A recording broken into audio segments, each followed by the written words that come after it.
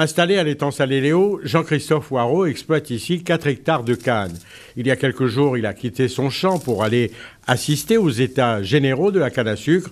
Ces rencontres lui permettent aujourd'hui de rester confiant. Je suis rassuré, je suis surtout motivé à continuer.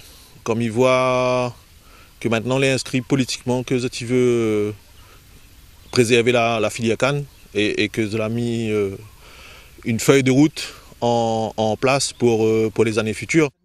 Ces états généraux par ailleurs pour la CGPER ont permis certes de réunir autour d'une même table tous les acteurs de la filière canne, y compris l'État et l'Europe, mais aussi et surtout de mettre en lumière la nécessité de revoir des paramètres dans l'équation de calcul lors de la prochaine convention canne.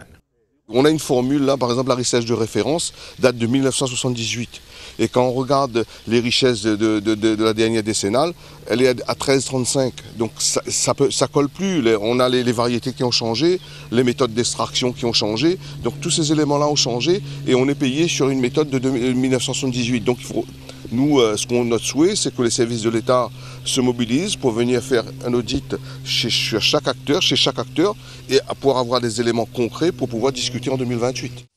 Cependant, une petite exploitation comme celle-ci doit absolument jouer la carte de la diversification pour tenir le coup.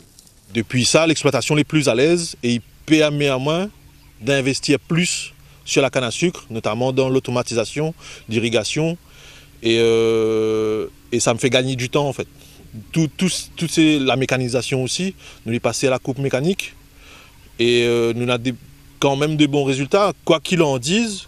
Les possibles de faire, mais il faut faire par vous-même et vous prend de temps. Vous n'êtes pas pressé, mais les possibles sur des petits modèles comme les miennes.